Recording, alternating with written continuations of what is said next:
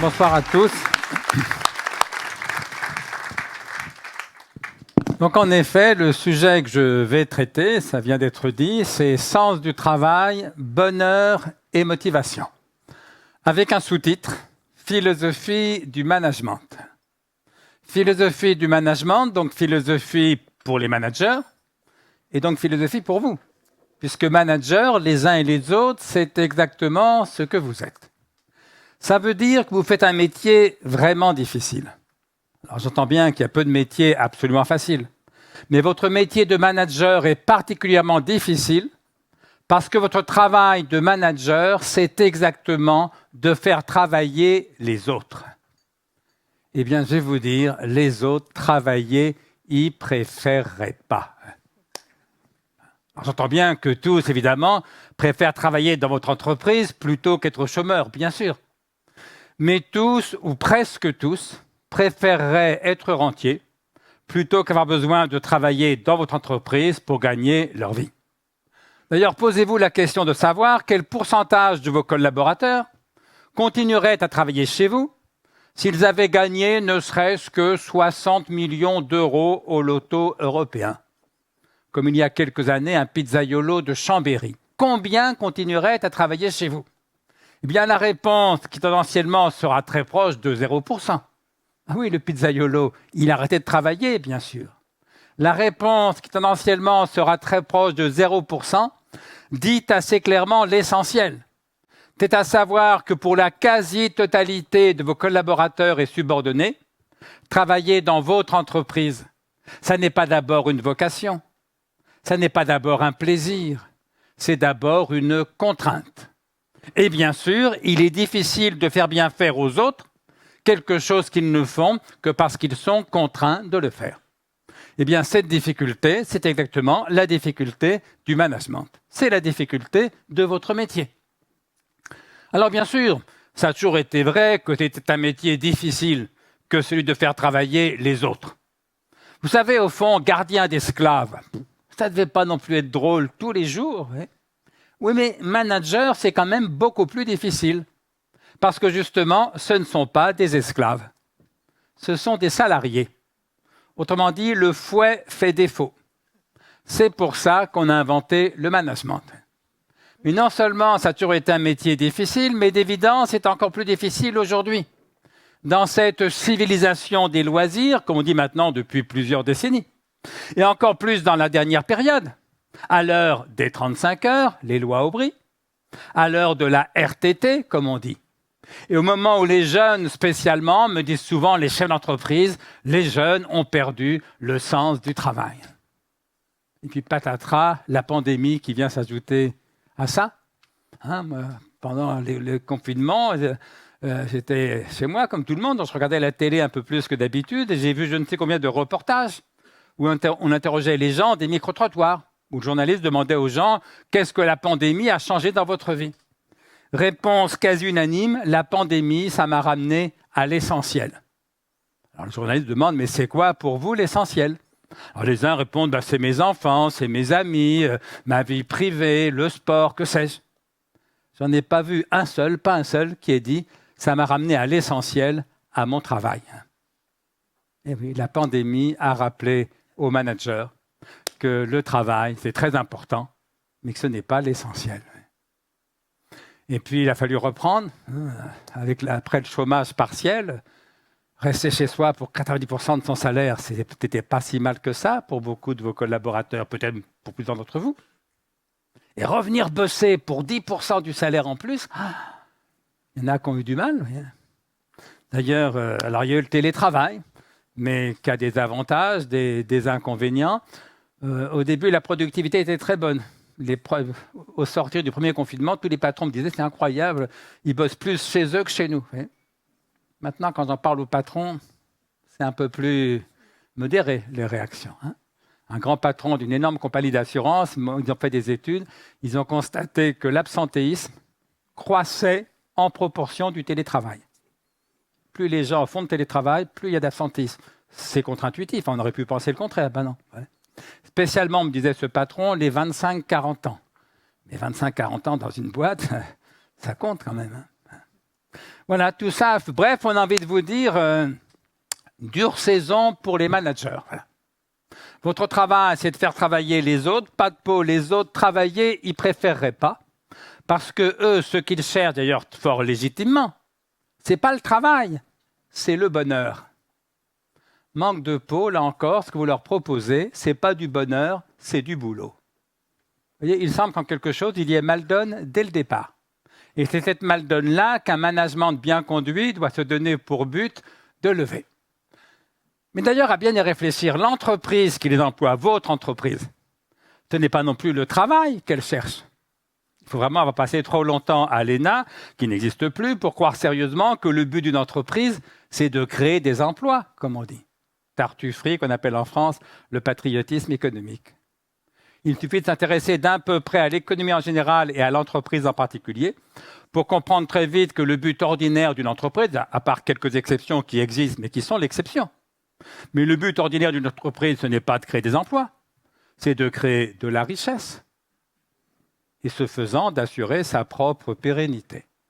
C'est-à-dire pourquoi aucune entreprise n'hésite très longtemps à licencier quand c'est la seule façon de sauver, voire parfois de maximiser sa rentabilité. Oui, mais alors là, ça devient intéressant. Parce que les salariés, ce qu'ils cherchent, ce n'est pas le travail, c'est le bonheur. Ils ont raison. L'entreprise, ce qu'elle cherche, ce n'est pas le travail, c'est sa propre pérennité, sa propre rentabilité. Elle a raison. Autrement dit quoi? Autrement dit, personne, ni l'entreprise, ni les salariés, personne ne cherche le travail pour le travail. Ce qui débouche sur une question tout à fait intéressante. Comment est-ce qu'on fait pour donner un sens au travail? Étant entendu que personne, ni les salariés qui cherchent le bonheur, ni l'entreprise qui cherche profit et pérennité, personne ne cherche le travail pour le travail. Eh bien ça, c'est exactement le problème du management. Autrement dit, chers amis, c'est votre problème. Alors, cela étant dit, je pourrais partir et vous laisser vous dépatouiller avec. Si je suis venu, bien sûr, c'est pour y réfléchir avec vous. Mais le cœur du problème est là. Comment est-ce qu'on fait pour donner un sens au travail, étant entendu que personne, ni l'entreprise, ni les salariés, personne ne cherche le travail pour le travail? Alors, je n'ai pas le temps d'analyser en détail cette notion de sens, que je fais volontiers quand j'ai plus de temps, mais là, on m'a demandé de ne parler qu'1 heure. Mais une bonne façon de parler du sens du travail de la façon la plus rapide et la plus concrète, c'est de se demander qu'est-ce qui fait courir vos collaborateurs. Éventuellement, qu'est-ce qui fait courir vous-même? Et puisqu'on parle de management, autant prendre le point de vue des collaborateurs. Qu'est-ce qui fait courir vos collaborateurs? Après quoi courent-ils? Alors, est-ce que vos collaborateurs courent après le travail? Ben non, je le dis en commençant, travailler, ils ne préféraient pas. Ils ont d'ailleurs bien raison. Puisque d'évidence, le travail, ce n'est pas un but en soi, ce n'est pas une fin en soi. Le travail, évidemment, ce n'est qu'un moyen. Et le propre de tout moyen, c'est de servir à autre chose qu'à lui-même. Alors, si vos collaborateurs ne courent pas après le travail, est-ce qu'ils courent après la morale, après la vertu, après cette fameuse valeur travail dont on nous rebat les oreilles depuis des années? Évidemment non. Et là encore, ils ont raison. Pour l'excellente raison que le travail n'est pas une valeur morale. C'est une valeur marchande. C'est pour ça qu'on le paye.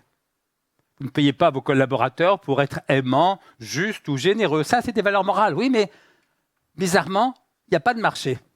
Ça ne se paye pas. Vous les payez pour travailler. Ce n'est pas une valeur morale, c'est une valeur marchande. Que je sache, il n'est pas écrit dans les évangiles, et c'est un athée qui vous le rappelle, il n'est pas écrit dans les évangiles « Travaillez les uns les autres comme votre Père du ciel travaille ». Il est écrit « Aimez-vous les uns les autres comme votre Père du ciel vous aime ». L'amour est évidemment une valeur morale, le travail évidemment n'en est pas une. Alors quand je dis ça en France, où les dirigeants d'entreprise sont presque tous de culture chrétienne, qui plus est en Bretagne, il y en a toujours un qui me dit « Oui, mais il est écrit dans la Bible, tu gagneras ton pain à la sueur de ton front. » Si ce n'est pas le travail, qu'est-ce que c'est? Oui, c'est le travail. C'est un châtiment. C'est le châtiment après le péché originel. Reconnaissez qu'il y aurait quelques paradoxes étranges à ériger un châtiment en valeur morale. Autant suggérer à votre DRH de choisir le fouet ou le knout comme emblème managérial. Bref, on a le droit d'être rentier. On a le droit d'être retraité. On a le droit d'être chômeur, à condition de ne pas le faire exprès, mais on a le droit d'être chômeur. On a le droit d'être en vacances. Et s'il y en a quelques-uns parmi vous qui ont le sentiment que leur valeur morale personnelle baisse spectaculairement dès qu'ils s'autorisent quelques semaines de vacances, vous me permettrez d'y voir moins de vertus que de possibles pathologies. Donc, vos collaborateurs ne courent pas après le travail, ils ont raison, le travail, ce n'est pas une fin en soi, ce n'est qu'un moyen. Ils ne courent pas après la prétendue valeur morale du travail, ils ont raison, le travail, ce n'est pas une valeur morale, c'est une valeur marchande. Alors, est-ce que vos collaborateurs courent après l'argent? Ah bah là oui, quand même, c'est d'abord pour ça qu'ils viennent travailler. Bah oui, bien sûr. C'est ce qu'on appelle le salariat. Voilà. Vos collaborateurs viennent travailler pour de l'argent. Oui, mais le problème, comme me l'a dit un jour un chef d'entreprise, il me disait, vous savez, l'argent, ça n'a jamais motivé personne. L'argent, me disait-il, ça rend motivable. Oui, si vous ne les payez pas, ils ne seront pas motivés, c'est clair, mais la question ne se posera plus. Mais l'argent, m'expliquait-il, ça n'a jamais motivé personne. Enfin, l'argent, le salaire, le fixe, ça peut être différent pour des primes ou des parts variables. Mais s'agissant du fixe, du salaire, ça n'a jamais motivé personne. Puisque celui qui ne travaillerait par hypothèse que pour le salaire, il n'a par définition aucune raison d'en faire ne serait-ce qu'un peu plus que le strict minimum pour ne pas être viré. Alors la motivation, ça commence justement quand on en fait au moins un peu plus que le strict minimum pour ne pas être viré. Et ça, par définition, le salaire ne peut pas l'obtenir. Et puis, comme l'avait dit un autre chef d'entreprise lors d'un autre séminaire, il disait, oui, bien sûr, mes salariés travaillent pour le salaire. Si j'arrête de les payer, ils arrêtent de travailler, évidemment. Mais cela dit, ajoutait-il, le salaire, ce n'est pas moi qui le fixe. C'est le marché du travail. Et oui, il y a un marché du travail. Aucune entreprise ne peut payer très longtemps ses collaborateurs 20 ou 30% de plus que la concurrence. Donc, vous dites, ce chef d'entreprise, oui, mes salariés travaillent pour le salaire, mais le salaire, ce n'est pas moi qui le fixe, c'est le marché du travail. Si bien que ma valeur ajoutée de manager, me disait-il, et j'aime beaucoup cette notion de valeur ajoutée de manager, si bien que ma valeur ajoutée de manager, me disait-il, elle n'est pas dans le salaire, elle est dans les autres raisons que le salaire, que mes salariés ont de venir travailler chez moi, et surtout de rester à travailler chez moi. Et il concluait en me disant, écoutez, j'ai beau tourner le problème dans tous les sens, la seule réponse que je trouve, c'est que s'ils viennent travailler chez moi, s'ils restent à travailler chez moi, c'est qu'ils y trouvent un certain plaisir, un certain bonheur. Il avait évidemment raison. Qu'est-ce qui fait courir vos collaborateurs? Après quoi courent-ils? Ils ne courent pas après le travail, ils ne courent pas après la prétendue valeur morale du travail, ils ne courent pas seulement après l'argent, ils courent d'abord après le bonheur. Comme vous, comme moi, comme nous tous. C'est ce que le romancier Stendhal, au XIXe siècle, appelait la chasse au bonheur. Stendhal écrit quelque part assez joliment, « La chasse au bonheur est ouverte tous les matins ». Ce qui est très vrai, bien sûr. Mais reste à savoir comment... Alors attendez, la chasse au bonheur est ouverte tous les matins. Ça veut dire que tous vos collaborateurs, chaque matin des jours d'ouvrables, ils viennent chez vous courir après le bonheur. Oui, mais ça ne veut pas dire qu'ils sont tous heureux au boulot, attention. Ils viennent bosser parce qu'ils pensent légitimement qu'ils seront plus heureux avec un salaire qu'en étant chômeurs et donc pauvres. Mais pour certains d'entre eux, donc, ils courent après le bonheur. Mais pour une partie d'entre eux, le bonheur, ça commence à 17h30, 18h, quand ils quittent la boîte. C'est con d'attendre la fin de la journée pour commencer à être heureux. Pour d'autres, le bonheur, ça commence le vendredi, en fin d'après-midi. C'est dommage d'attendre la fin de la semaine pour commencer à être heureux.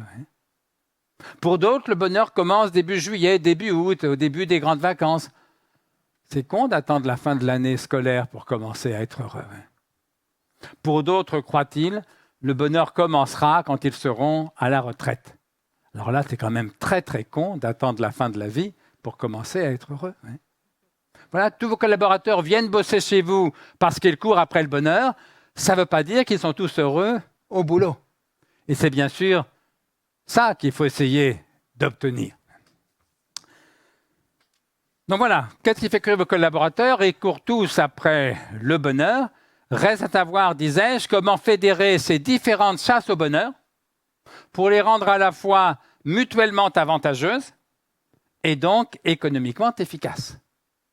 Eh bien ça, c'est le problème de la motivation. Alors vous savez que ce mot de motivation, il a deux sens différents mais liés. Il y a ce que j'appelle la motivation objective, l'ensemble des motifs d'une action, et ce que j'appelle la motivation subjective, l'état psychologique qui est induit par ces motifs. Bref, si vous regardez dans le dictionnaire à l'article motivation, vous verrez qu'on vous renvoie à l'article motif. Vous allez voir dans le dictionnaire à l'article motif. Et là, vous verrez qu'on vous explique qu'un motif, c'est un but intellectuel, par différence avec l'intérêt ou le mobile, un but intellectuel.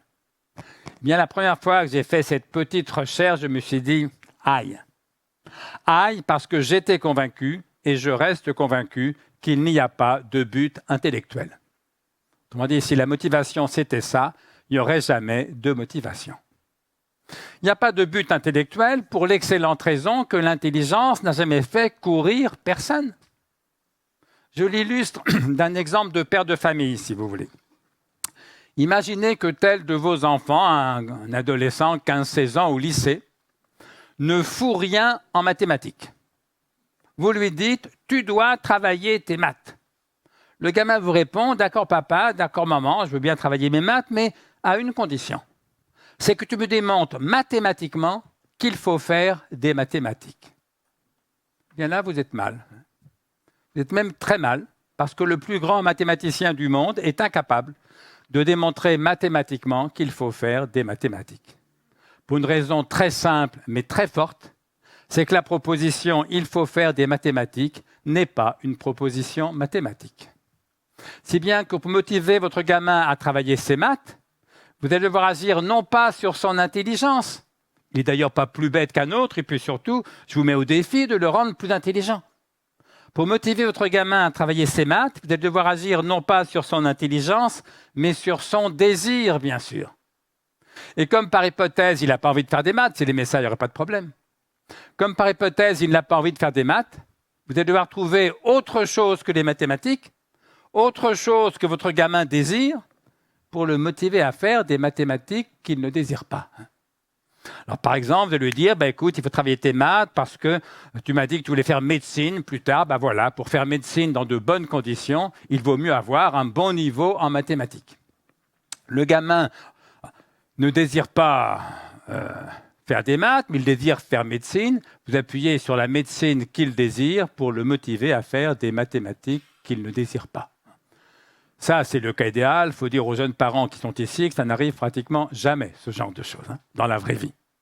Si, comme c'est plus vraisemblable, le gamin ne désire aucune étude en particulier, vous allez baisser d'un cran. Et vous allez lui dire, il faut travailler tes maths pour faire plaisir à ton père. Il faut travailler tes maths pour faire plaisir à ta mère. Le gamin n'aime pas les maths, mais c'est un gentil gamin, il aime ses parents, et il a envie de leur faire plaisir.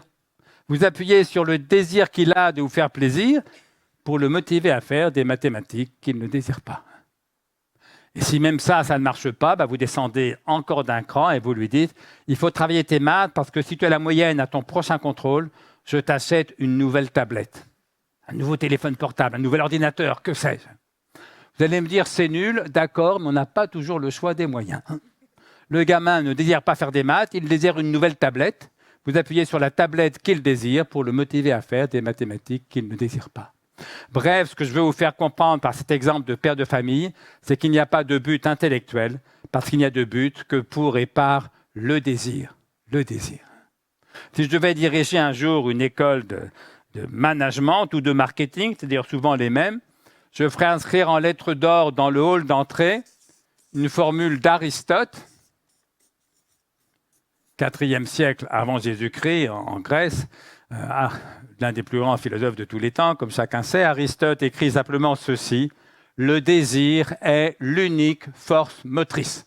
Le désir est l'unique force motrice. Dans motivation, il y a motif, c'est vrai, mais surtout dans motivation, il y a moteur.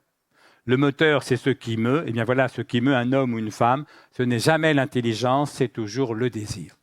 Non pas, attention, non pas bien sûr que l'intelligence ne serve à rien.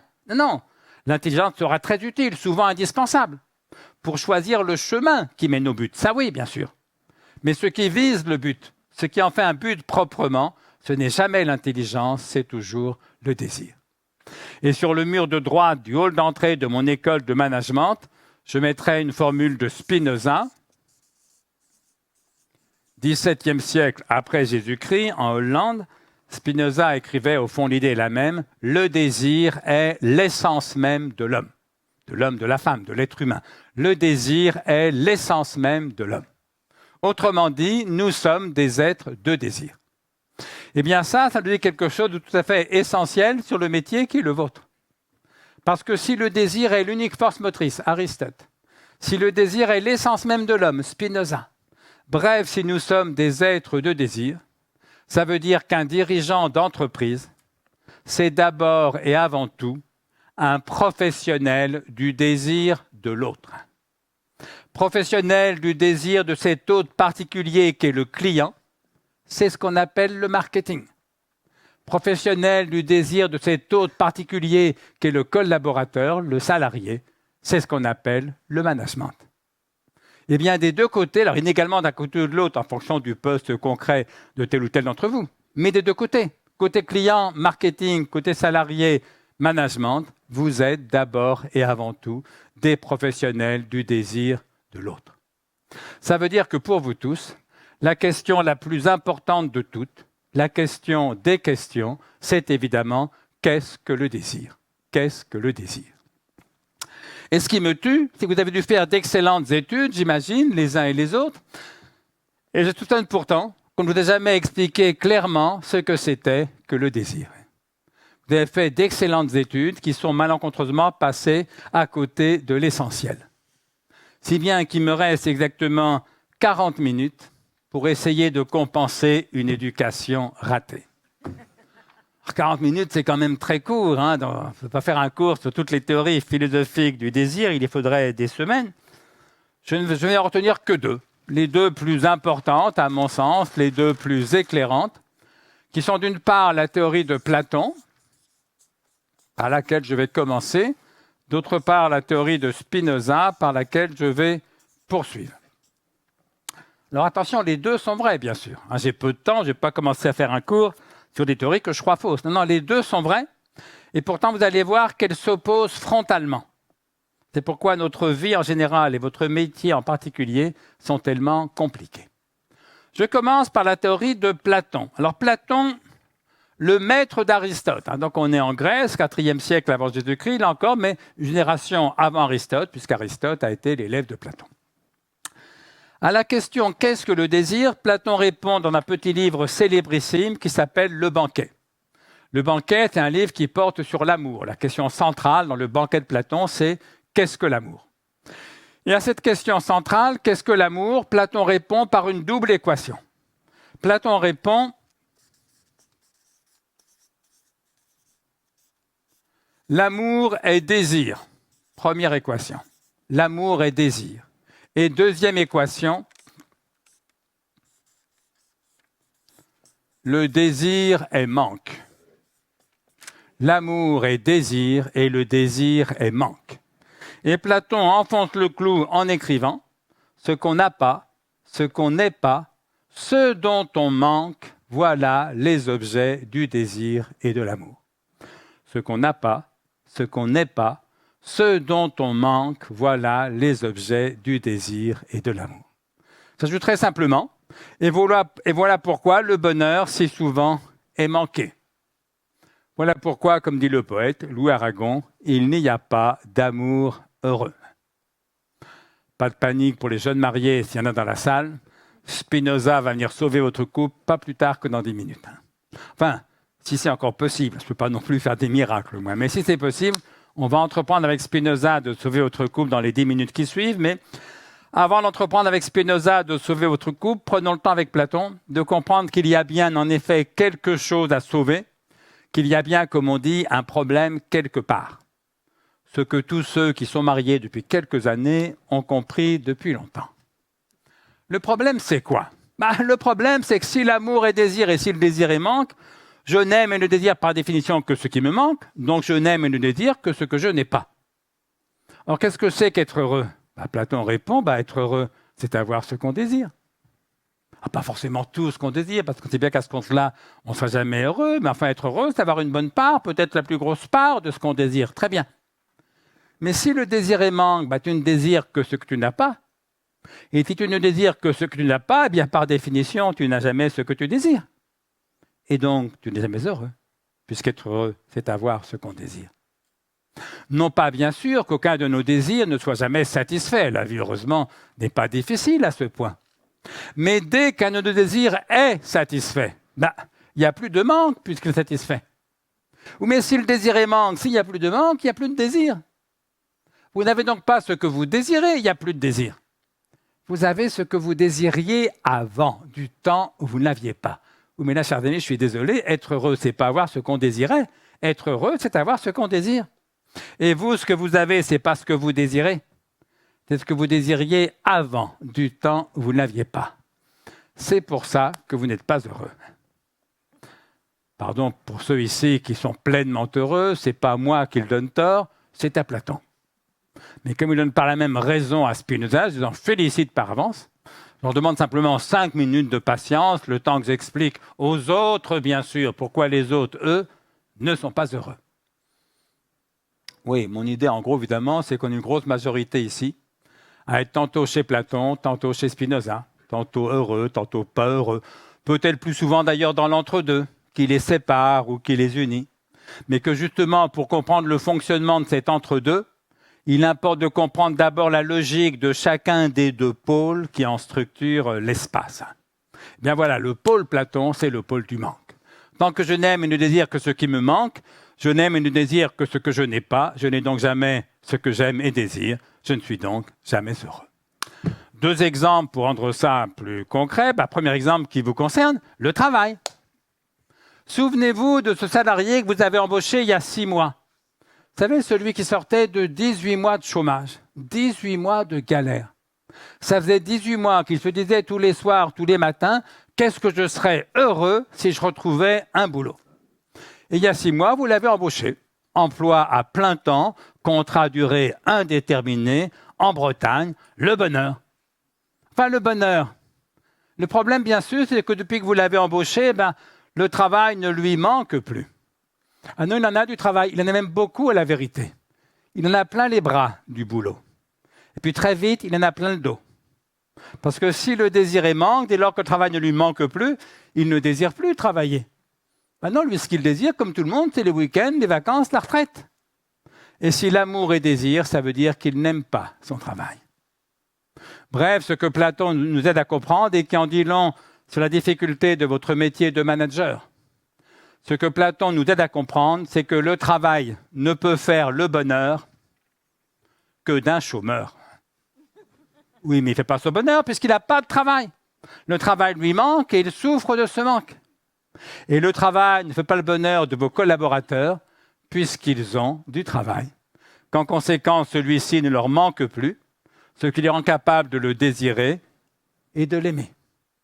Bref, comme aurait pu dire Louis Aragon, il n'y a pas de travail heureux. Alors là, les managers se disent vivement Spinoza parce qu'on est mal. Pas de panique. Spinoza va venir sauver non seulement votre couple, mais votre métier. Je ne peux pas faire mieux. Mais là encore, avant d'entreprendre avec Spinoza de sauver votre métier de manager, prenons le temps avec Platon de comprendre qu'ici aussi, il y a bien quelque chose à sauver. S'il y en a quelques-uns parmi vous qui n'avaient jamais réalisé jusqu'ici qu'il est plus facile d'avoir envie de bosser quand on est chômeur que lorsqu'on est salarié, il y a quelque chose d'essentiel et au salariat et donc au management qui leur avait jusqu'ici échappé. Deuxième exemple, je vais passer très vite, je pourrais faire toute une conférence sur ce deuxième exemple, je le fais souvent d'ailleurs, mais là on n'a pas le temps. Mais il faut en dire un mot quand même parce que c'est plus important. Deuxième exemple, l'amour au sens ordinaire du terme. Un homme, une femme, 2 hommes, 2 femmes, si vous préférez, bref, un couple. Parce qu'au fond, tomber amoureux, qu'est-ce que c'est ? C'est découvrir tout d'un coup que quelqu'un vous manque terriblement. Et donc, vous entreprenez, vous êtes tombé amoureux. Vous ne supportez plus de vivre sans elle, sans lui. Vous entreprenez donc de séduire cette personne, et là, ou bien vous y arrivez, ou bien vous n'y arrivez pas. Si vous n'y arrivez pas, eh bien, le manque se transforme en souffrance. Vous aimez quelqu'un qui ne vous aime pas. C'est ce qu'on appelle un chagrin d'amour. Mais si vous arrivez à séduire cette personne, elle vous aime aussi. Formidable. Vous vous installez ensemble. Éventuellement, vous vous mariez, vous faites des enfants. Et là, forcément, à force d'être là tous les soirs, tous les matins, à force de partager votre vie et votre lit, inévitablement, cette personne va vous manquer de moins en moins.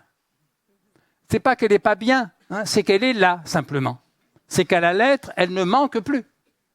Le problème, c'est que si le désir manque, s'il vous manque de moins en moins, ça veut dire aussi que vous la désirez de moins en moins. Et si l'amour est désir, ça veut dire aussi que vous l'aimez de moins en moins. Et vous êtes marié depuis 6 mois ou 6 ans, selon les cas, et un beau soir ou un triste matin, vous demandez, mais au fond, est-ce que je suis toujours amoureux d'elle? Est-ce que je suis toujours amoureuse de lui? La réponse est non, bien sûr. Sinon, vous ne vous poseriez pas la question. Attention, ça ne veut pas forcément dire que vous ne l'aimez plus. Je précise ça pour ceux qui sont venus en couple. Ça ne veut pas forcément dire que vous ne l'aimez plus. Ça veut dire que vous ne l'aimez plus comme ça. Voilà. Vous n'êtes plus chez Platon. Vous n'êtes plus dans le manque. Vous n'êtes plus amoureux au vrai sens du mot. Au sens qu'avait le mot amoureux 6 mois ou 10 ans plus tôt, quand vous disiez à votre meilleur copain ou copine, je suis tombé amoureux. Ce n'est plus vrai. Vous n'êtes plus amoureux, vous n'êtes plus dans le manque, vous n'êtes plus chez Platon. Et là, vous n'avez plus philosophiquement qu'un seul choix, un seul. Soit vous allez tomber de Platon en Schopenhauer. Alors ça fait assez mal. Alors pour ceux qui n'ont pas lu Schopenhauer, on va dire que vous allez tomber d'Aragon en Michel Houellebecq. C'est pareil, sauf que ça fait encore plus mal, mais c'est pareil, parce que Schopenhauer est le maître à penser du romancier contemporain, par ailleurs talentueux, qui est Michel Houellebecq. Qu'est-ce que ça veut dire que tomber de Platon en Schopenhauer ou d'Aragon en Michel Houellebecq? Ça veut dire que Schopenhauer, philosophe allemand du 19e siècle, donc là je fais un bond considérable dans l'histoire de la philosophie, mais qui n'est pas sans cohérence, parce que Schopenhauer s'est toujours réclamé de Platon, il est toujours défini comme un lointain disciple de Platon.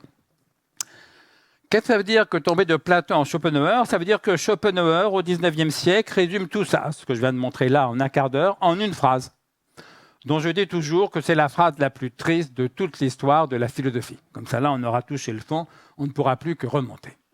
Alors, quand je désire ce que je n'ai pas, le manque, c'est ce que Schopenhauer, comme tout le monde, appelle la souffrance. J'ai faim, il n'y a pas à manger, souffrance. J'ai soif, il n'y a pas à boire, souffrance. Je l'aime, elle ne m'aime pas, souffrance. Mais quand j'ai, ce qui dès lors ne manque plus puisque je l'ai. Donc je ne désire plus puisque le désir est manque. Donc je n'aime plus puisque l'amour est désir.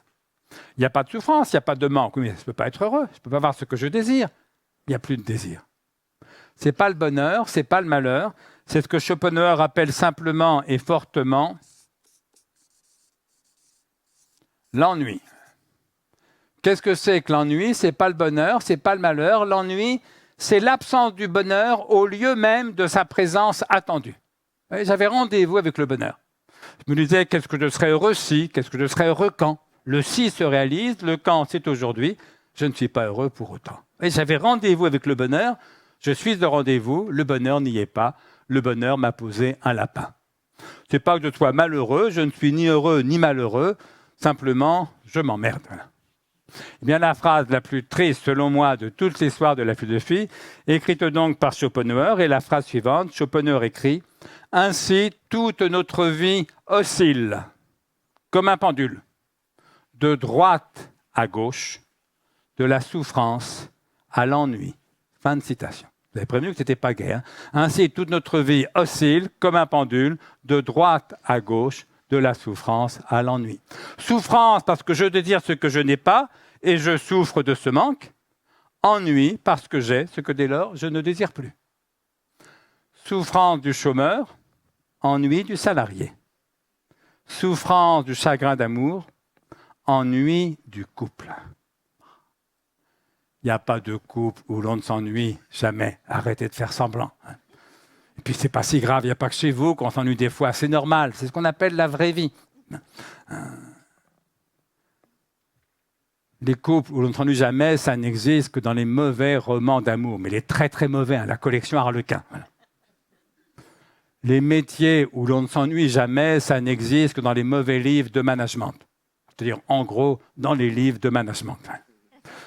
Le philosophe Alain, au début du XXe siècle, disait plus lucidement « Le seul métier où l'on ne s'ennuie jamais, c'est celui qu'on ne fait pas. » Ben oui, bien sûr.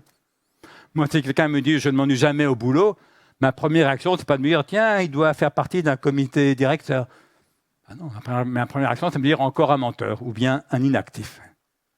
De même, si quelqu'un me dit « Je ne m'ennuie jamais dans mon couple », ma première réaction, c'est de me dire « Encore un menteur » ou bien un célibataire.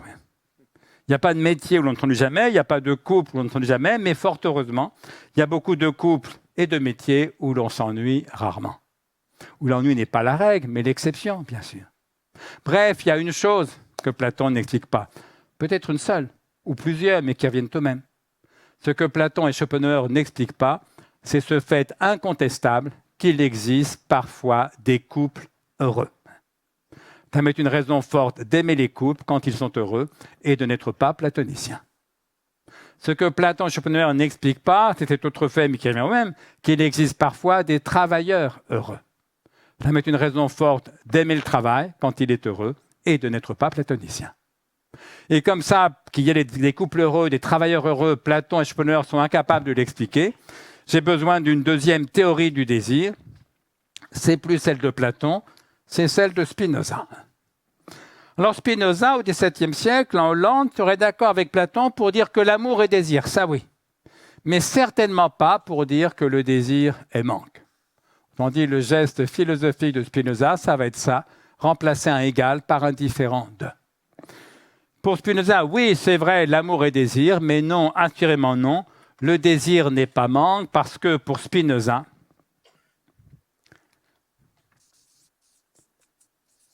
le désir est puissance. Puissance de jouir et jouissance en puissance. Attention, je n'ai pas dit pouvoir au sens politique ou managérial du terme. Non, puissance. Puissance de jouir, jouissance en puissance. Autrement dit, puissance, c'est exactement au sens où l'on parle très communément de la puissance sexuelle. On en parle surtout pour les hommes, on peut en parler exactement au même sens pour les femmes. Qu'est-ce que la puissance sexuelle? C'est la puissance de jouir. Autrement dit, ce qui rend la jouissance possible, la jouissance en puissance. Parce qu'enfin, si vraiment Platon avait toujours raison, si nous ne savions désirer que ce qui nous manque, reconnaissons que notre vie sexuelle serait encore plus difficile et compliquée qu'elle ne l'est. Notamment la nôtre, messieurs. Parce qu'enfin, il faut bien qu'en un certain moment, nous soyons en état de désirer celle exactement qui ne manque pas, puisqu'elle est là, puisqu'elle se donne, puisqu'elle s'abandonne. Vous savez, il y a un genre d'homme qui est vraiment platonicien ou chez Platon, enfermé chez Platon. C'est ce genre d'homme qui n'a envie de faire l'amour que lorsqu'il est tout seul. Alors là, il n'y a pas de problème. Il a des tas de désirs, de fantasmes, d'érections. Sauf que dès qu'une femme est là et se donne, il n'y a plus personne, comme on dit.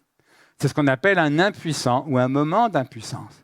Ce qu'il est assez par différence quelle est la vérité du désir sexuel, qui n'est pas le manque comme le voulait Platon, mais la puissance comme le veut Spinoza. Ou plutôt non, attention, les deux ont raison. Je vais le dire en commençant, mais ils ne parlent pas de la même chose. Parce qu'au fond, le manque sexuel, c'est ce qu'on appelle la frustration.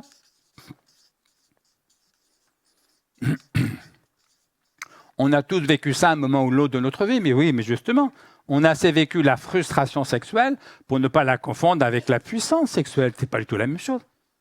D'ailleurs, tout le monde sait bien, surtout les femmes, que les hommes frustrés font rarement les meilleurs amants. Mais bon, il n'y a pas que le sexe. Dans la vie, l'erreur de Platon, c'est aussi bien d'avoir confondu le manque de nourriture, c'est-à-dire la faim, F-A-I-M, et la puissance de jouir de la nourriture qui ne manque pas, qu'on n'appelle pas la faim, bien sûr, qu'on appelle l'appétit. Appetitus en latin, c'est un grand concept spinoziste. Spinoza a écrit 6 livres en latin, mais qu'on peut prendre ici au sens le plus ordinaire du terme. Lorsque vous invitez quelques amis à dîner chez vous un soir, vous ne leur dites pas au début du repas « Je te souhaite une bonne faim. Je te souhaite de bien manquer de nourriture. » Dire, tu ne vas pas être déçu, il n'y a rien à manger. Bienvenue chez Platon. Évidemment non, vous leur dites exactement le contraire. Ne t'inquiète pas, j'ai prévu large, la nourriture ne manque pas. Je te souhaite d'avoir la puissance de jouir de la nourriture qui ne manque pas. Bon appétit, bienvenue chez Spinoza. La faim est une souffrance, on peut en mourir, on en meurt tous les jours dans le monde. L'appétit, ce n'est pas une souffrance, c'est une puissance, puissance de jouir et jouissance en puissance. Et l'amour alors? Si le désir est puissance, pour Spinoza,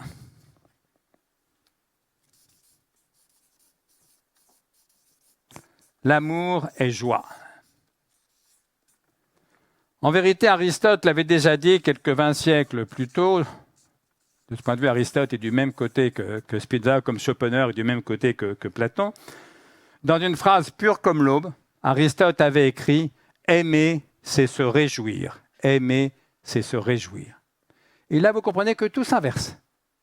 Parce qu'autant, si vous donnez raison à Platon dans vos histoires d'amour, si vous ne savez aimer que ce qui vous manque, inévitablement, vous donnez raison aussi à Louis Aragon.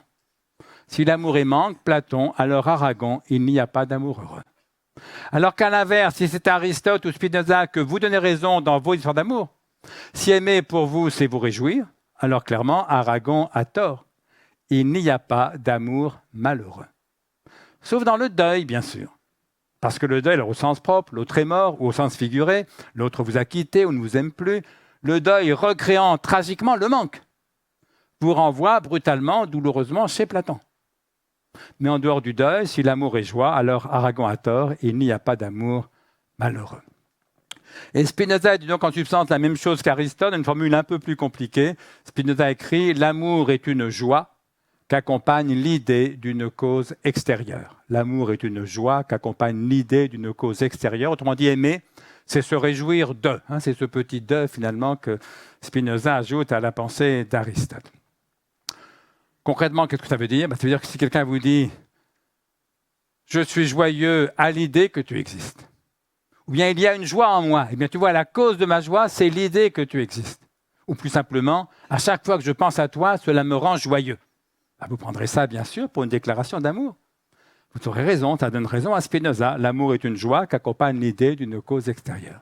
Vous aurez raison, mais vous aurez aussi beaucoup de chance, parce que, d'abord, c'est une déclaration spinoziste d'amour. Ça n'arrive pas tous les jours, c'est très chic. Beaucoup sont morts d'avoir entendu ça une seule fois dans leur vie. Donc si ça vous arrive ce soir, dites merci à Tilt. Mais vous aurez surtout beaucoup de chance, parce que c'est le cas très rare d'une déclaration d'amour qui ne vous demande rien. Et ça, croyez-moi, c'est proprement exceptionnel. Alors, je n'ai pas le temps de m'attarder sur cette exception de l'amour. C'est un exemple, ce n'est pas le cœur de ma conférence. On va revenir à nos moutons professionnels, au management. Juste 2 remarques pour boucler cette parenthèse sur cet exemple de l'amour. Qu'est-ce qu'un couple malheureux? Un couple malheureux, c'est un couple qui est tombé de Platon en Schopenhauer. Quand il n'y a plus de manque, il ne reste que l'ennui. Qu'est-ce que c'est qu'un couple heureux? C'est un couple qui est monté de Platon en Spinoza. Quand il n'y a plus de manque, il reste la joie. Par exemple, peut-être avez-vous dit, messieurs, puisque ça se passe ordinairement dans ce sens-là, le 14 février dernier, lors de la dernière Saint-Valentin. Peut-être avez-vous dit à votre compagne, ma chérie, ça fait 15 ans qu'on vit ensemble, toi et moi. Eh bien, tu vois, depuis 15 ans, je suis aussi amoureux de toi qu'au premier jour. C'était gentil. Non, c'est vrai, c'est bien d'avoir pensé à la Saint-Valentin. C'était gentil de lui dire ça plutôt qu'une vacherie. Le seul problème, bien sûr, c'est que c'était faux. Vous n'espérez pas qu'elle vous a cru, quand même. Elle a bien vu la différence, elle. C'était exactement un gentil mensonge. Oui, mais dans un couple, un mensonge, même gentil, c'est toujours un peu inquiétant parce qu'elle est savoir où s'arrête la gentillesse et où commence la lâcheté. Surtout lorsqu'il s'agit d'un homme. Chez la plupart d'entre eux, gentillesse et lâcheté sont tellement proches qu'elles sont en vérité à peu près indiscernables. Bref, messieurs, faites-moi plaisir, ou plutôt non, faites-lui plaisir. Lors de la prochaine Saint-Valentin, vous avez encore quelques mois pour rendre le propos crédible. Lors de la prochaine Saint-Valentin, dites plutôt à votre compagne, « Ma chérie, ça fait 16 ans qu'on vit ensemble, toi et moi. Eh bien, tu vois, depuis 16 ans, la principale cause de joie dans ma vie, c'est que tu existes et que tu es ma femme. » Parce que là, vous lui faites une déclaration d'amour au moins possiblement vraie et autrement émouvante, entre nous soit dit, que faire semblant absurdement de manquer de celle qui d'évidence ne vous manque pas, puisqu'elle vous fait depuis 15 ou 16 ans ce cadeau bouleversant de partager votre vie et votre lit. Puis-je vous dire manquer, c'est à la portée de n'importe qui. N'importe quel beauf est capable d'être en manque. Et comme en tout homme, il y a un beauf qui sommeille, mesdames, c'est pas Dieu, vous partez 8 jours, 15 jours s'il est un peu vieux, mais ça marche. Ça rate rarement, ou alors c'est qu'il a une maîtresse, c'est une autre histoire. Ouais. Mais oui, manquer, c'est facile. N'importe quel gamin de 16 ans peut tomber amoureux, y compris une vedette de la chanson qu'il n'a jamais rencontrée. Mais oui, aimer ce qui manque, c'est facile. Se réjouir de ce qui est, c'est autrement difficile, autrement important, autrement émouvant. Mais bon, revenons à nos moutons professionnels, revenons au management. Qu'est-ce qui fait courir vos collaborateurs ? Je peux répondre maintenant. Le désir, puisque le désir est l'unique force motrice, puisque le désir est l'essence même de l'homme. Oui, mais est-ce que vos collaborateurs courent après quelque chose qui leur manque ? Auquel cas, ils courent chez Platon. Ce qui laisse entendre que vous avez un management de style essentiellement platonicien. Ou bien est-ce que vos collaborateurs courent parce qu'ils ont plaisir à développer leur puissance de courir, comme dirait Spinoza. Est-ce qu'ils courent parce que la course les met en joie ? Est-ce qu'ils courent parce qu'ils aiment la course à pied ? Auquel cas, vos collaborateurs courent chez Spinoza, ce qui laisse entendre que vous avez un management de style au moins en partie spinoziste. Je dis de style au moins en partie spinoziste parce que je ne suis pas fou. Il y a toujours du manque. Platon a toujours raison. Ça veut dire quoi concrètement ? Ça veut dire que tous vos collaborateurs, chaque matin des jours ouvrables, tous vos collaborateurs, sans exception, viennent chez Platon courir après quelque chose qui leur manque. Quoi ? Mais l'argent, bien sûr. Ben oui, c'est pour ça d'abord qu'ils viennent bosser. C'est ce qu'on appelle le salariat. Voilà. Tous les matins des jours ouvrables, tous vos collaborateurs, sans exception, viennent chez Platon courir après l'argent qui manque. Sauf qu'une partie de vos collaborateurs, qui viennent tous les matins chez Platon courir après l'argent qui manque, vont passer leur journée chez Schopenhauer. Ils viennent bosser parce qu'ils courent après l'argent qui manque et ils s'ennuient ou ils souffrent au boulot. Alors qu'une autre partie de vos collaborateurs, qui eux aussi tous les matins viennent chez Platon courir après l'argent qui manque, bien sûr, mais eux, ils vont passer la journée chez Spinoza. Ils viennent bosser comme tout le monde parce qu'ils ont besoin d'argent, ils courent après l'argent qui manque, mais bien loin de s'ennuyer ou de souffrir au boulot, ils se réjouissent de faire ce métier-là, dans cette entreprise-là, avec ces gens-là. Ça s'appelle aimer son travail. Et tous les sondages confirment que c'est quelque chose d'assez fréquent dans notre pays. C'est un sondage dans la Croix. On demandait aux Français, en gros, êtes-vous content de partir bosser le matin ? Bonne nouvelle, 76% des Français répondaient oui à cette question. Mauvaise nouvelle, seulement 36% des ouvriers répondaient oui à cette même question. Ah oui, il y a des boulots plus ou moins faciles à aimer, bien sûr, évidemment. Je dirais que plus ils sont difficiles à aimer, plus ils ont besoin d'être managés, précisément. Et donc voilà, alors c'est le but du management. Alors qu'est-ce que c'est qu'un salarié malheureux ? On peut filer le parallèle avec l'amour. Qu'est-ce que c'est qu'un salarié malheureux ? C'est un salarié qui est tombé, ou plutôt qui tombe, tous les jours pour certains, toute la journée parfois, qui tombe de Platon en Schopenhauer. Il vient bosser parce qu'il a besoin d'argent, il court après l'argent qui manque, et il s'ennuie ou il souffre au boulot. Qu'est-ce que c'est qu'un salarié heureux ? C'est un salarié qui est monté, ou plutôt qui monte. Tous les jours pour certains, toute la journée, ne rêvez pas trop, mais qui monte le plus souvent de Platon en Spinoza. Il vient bosser parce qu'il court après l'argent qui manque, mais bien loin de s'ennuyer ou de souffrir au boulot, il se réjouit de faire ce métier-là, dans cette entreprise-là, avec ces gens-là. Votre boulot de manager, c'est de créer des conditions telles dans votre entreprise, dans vos services, que la plus grosse part de vos collaborateurs, tous si c'est possible, en tout cas que la plus grosse part de vos collaborateurs montent de Platon en Spinoza, plutôt que tomber de Platon en Schopenhauer. Pour moi, c'est la pierre de touche du management réussi.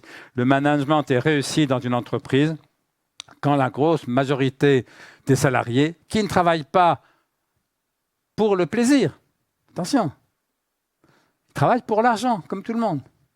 Mais le management est réussi quand les salariés qui ne travaillent pas pour le plaisir prennent plaisir à leur boulot. Le management est réussi quand les salariés qui ne travaillent pas par amour du travail, mais non, ils travaillent pour l'argent, comme tout le monde. Le management est réussi quand les salariés qui ne travaillent pas par amour du travail réussissent à aimer leur travail. Bref, le management est réussi quand les salariés font un métier, un travail qu'ils aiment Et donc, le management est réussi quand les salariés sont heureux au boulot. Or ça, c'est évidemment l'enjeu essentiel pour l'entreprise. Parce que dès lors que vous avez compris dès le début de mon exposé que tout homme, toute femme veut être heureux, ben vous comprendrez bien que... Alors c'est quoi l'intérêt majeur de l'entreprise? Ben bien sûr, c'est d'abord d'attirer, de recruter, de fidéliser, de motiver les meilleurs collaborateurs. Les meilleurs clients, oui, bien sûr, mais réfléchissez-y. La seule façon sur la durée d'avoir et de garder les meilleurs clients, c'est d'abord d'avoir et de garder les meilleurs collaborateurs. La réciproque n'est pas vraie. Ce n'est pas parce qu'on a les meilleurs clients qu'on a les meilleurs collaborateurs. C'est à l'inverse, bien clairement, parce qu'on a les meilleurs collaborateurs qu'on a une chance sur la durée d'avoir et de garder les meilleurs clients. Donc, l'intérêt majeur de l'entreprise, c'est d'avoir et de garder les meilleurs collaborateurs. Dès lors que tout homme, toute femme veut être heureux, la seule façon d'attirer, de fidéliser, de motiver les meilleurs collaborateurs, c'est de faire en sorte qu'ils aient le sentiment qu'ils sont plus heureux en travaillant chez vous. Non pas qu'ils le seraient en étant rentiers, peut-être qu'ils le seraient d'ailleurs moins qu'ils ne l'imaginent, mais bon, ce n'est pas le problème. Votre boulot, ce n'est pas de garder ceux qui ont gagné au loto. Votre boulot, c'est de garder les meilleurs de ceux qui n'ont pas gagné au loto. Ça tombe bien, puisque vos collaborateurs ne gagnent pas 60 millions d'euros au loto, dans la vraie vie. Sauf exception tellement rare qu'on peut la considérer comme négligeable statistiquement. Non, votre boulot, c'est de faire en sorte que les meilleurs collaborateurs aient le sentiment qu'ils sont plus heureux en travaillant chez vous qu'ils ne le seraient en travaillant chez tel ou tel de vos concurrents. Et pour ça, vous comprenez bien que le salaire n'y peut rien, au fond, d'autant que chez vos concurrents, ils auraient à peu près le même salaire. Il va donc falloir trouver autre chose que l'argent qui manque, pas à la place, mais en plus. Il va falloir trouver autre chose que l'argent qui manque, trouver quelque chose qui ne manque pas, mais qui réjouit, qui permet à vos collaborateurs d'aimer le travail qu'ils font. Alors, c'est quelque chose qui ne manque pas, mais qui réjouit. Qu'est-ce que ça peut être? Ça peut être, par exemple, de meilleures conditions de travail. Ah oui, il y a des entreprises où le même boulot est plus facile à aimer que dans telle autre entreprise, simplement parce que les conditions de travail, ils sont meilleures. Oui, mais améliorer les conditions de travail, c'est un formidable outil de management. C'est quelque chose qui ne manque pas, mais qui réjouit, ça peut être une meilleure ambiance, davantage de convivialité. Vous savez, il y a des boîtes, on part bosser le matin, la gorge un peu nouée d'angoisse, parce qu'on sait que l'ambiance va peser une tonne, que tout le monde fait la gueule à tout le monde, qu'il y a de vieilles haines rancies dans les bureaux ou les ateliers. Alors qu'à l'inverse, il y a des boîtes où on part bosser le cœur léger le matin, parce qu'on sait que l'ambiance sera légère, chaleureuse, détendue, qu'à la limite, on va retrouver une bande de copains. Ce n'est pas du tout la même chose. Trouver quelque chose qui ne manque pas, mais qui réjouit, ça peut être davantage de respect, davantage de reconnaissance, notamment de la part du management. Trouver quelque chose qui ne manque pas, mais qui réjouit, ça peut être le sentiment de participer à une aventure collective exaltante. Trouver quelque chose qui ne manque pas, mais qui réjouit, ça peut être le sentiment de progresser soi-même davantage, de s'épanouir soi-même davantage. Vous savez, il y a des boîtes ou des boulots, on y bosse pendant 15 ans. Au bout de 15 ans, on se retourne, rien n'a changé, on n'a rien appris. Simplement, on est 15 ans plus vieux et donc davantage fatigué. Alors qu'il y a d'autres boîtes ou d'autres boulots, on y bosse pendant 15 ans. Mais au bout de 15 ans, on se retourne et on se dit « mais c'est dingue ce que j'ai changé, ce que j'ai appris, ce que j'ai progressé ». Ce n'est pas du tout la même chose. Quelque chose qui ne manque pas mais qui réjouit, ça peut être le sentiment d'une plus grande utilité sociale. Fabriquer des cigarettes ou fabriquer des médicaments, ce n'est pas la même utilité sociale. Fabriquer du Mediator ou fabriquer un bon médicament, ce n'est pas la même utilité sociale. Quelque chose qui ne manque pas mais qui réjouit, ça peut être le sentiment d'appartenir à une communauté, d'être relié aux autres, parce que le travail crée du lien. Quelque chose qui ne manque pas mais qui réjouit, ça peut être le sentiment de travailler en harmonie avec ses valeurs morales personnelles, sans avoir besoin de les mettre dans sa poche avec un mouchoir dessus pendant 35 heures ou un peu plus par semaine, spécialement les valeurs liées aujourd'hui à l'écologie auxquelles nos jeunes gens, si légitimement, sont tellement attachés, etc., etc., etc. Si vous voulez attirer les meilleurs, recruter les meilleurs, fidéliser et motiver les meilleurs, ne comptez pas sur l'argent pour y suffire, ne comptez pas non plus sur des leçons de morale pour tenir lieu de management. Ça revient à traiter vos collaborateurs de paresseux. Ça fait plaisir aux managers, mais ça n'a jamais motivé personne. qu'à aucun collaborateur. Essayez de faire en sorte qu'ils aient des raisons positives d'aimer le travail que vous leur proposez. Et donc, qu'ils puissent trouver autre chose que le salaire qui manque, après lequel ils courent, ils viennent bosser pour ça, évidemment. Mais ils auraient en gros le même salaire chez vos concurrents. Voilà, et donc, si vous voulez